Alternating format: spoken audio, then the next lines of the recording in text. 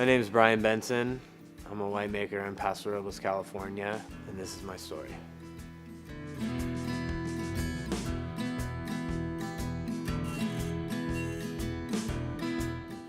I got started in the wine business working in my grandparents' vineyard when I was a kid. My dad later started a winery that I worked part-time at. Started working full-time when I was 18 and started my label when I was 19 and released it the weekend after I turned 21. I source my fruit from vineyards all over Paso Robles. I've since started a project focusing on varietals outside of Paso Robles, mainly Pinot Noir, Chardonnay, and Syrah. I'm toying with the idea of working with Grenache, but that's a little bit further down the road. And the goal for me with both my brands is to find unique sites in Paso Robles and now outside of Paso Robles that are grown to their fullest potential. And I've been really lucky to work with a number of vineyards in Paso and now outside of Paso where the growers are as passionate about growing amazing fruit as I am about making amazing wine. So I've been lucky to find vineyards like Caliza, like James Berry, vineyards outside of the area like Duvarita and Slide Hill that are farmed meticulously and give us what we need to make the wines that we want to make. Initially, I started working with Cabernet and Zinfandel. Zinfandel being the first wine that I ever tasted that I actually enjoyed and wanted to drink more. So that was the first thing I started to make. Made a little bit of Cabernet, and in 2003 started making Syrah. In 2005, I moved all my production from my parents' winery to a winery called Denner. Denner's main focus was Rhone varietals, and the other wineries that were making their wine at Denner were focused on Rhone varietals. So I kind of got schooled pretty quick on Rhone varietals, how to make them, and was kind of immersed in it. And I joke that it's kind of my time at Denner was my time in winemaking college. And so I made wine at Denner for 3 years. It was an unbelievable experience, working with a lot of awesome winemakers. And in 2008, purchased all of the equipment that Denner had that my dad didn't have so that I could make wine in a similar fashion at my family's winery. And so in 2008, I bought all this equipment, moved to my dad's place, and made wine there until they sold the business a couple years ago, and I moved down into Tin City.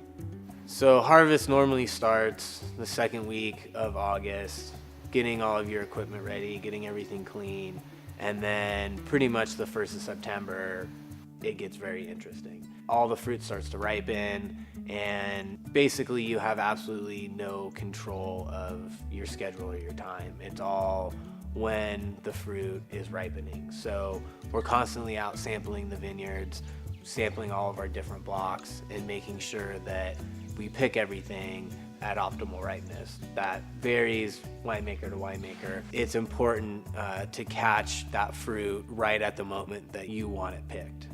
We deliver bins late at night. The pickers start picking at 3 o'clock in the morning, have these crazy light setups that look like, a UFO is landing in the center of your vineyard. Pick till about 6 o'clock in the morning.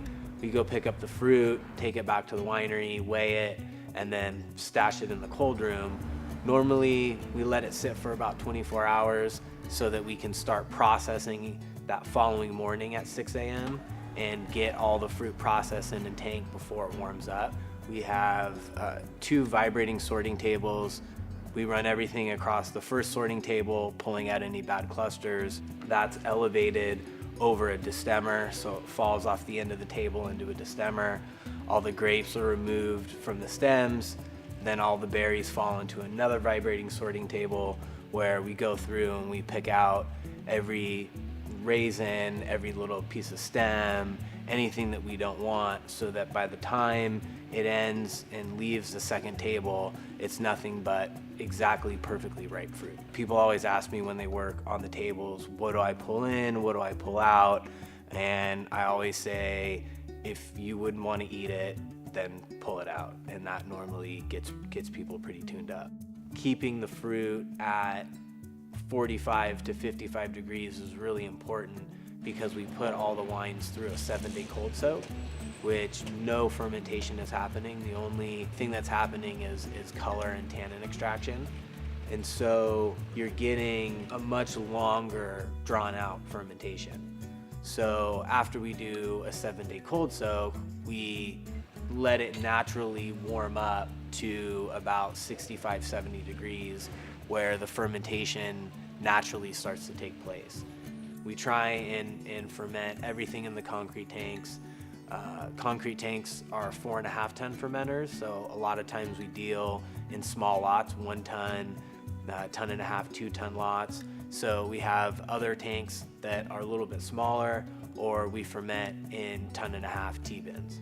One of the cool things about this particular building that I didn't have in my old facility was completely temperature controlled barrel room. So our barrel room is at 55 degrees, 24 hours a day, 7 days a week.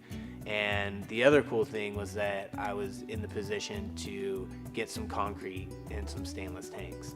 The concrete tanks are really cool for their thermal characteristics, where we're trying to go for a really long, slow fermentation and have it start out really cold and then have it finish, pretty warm.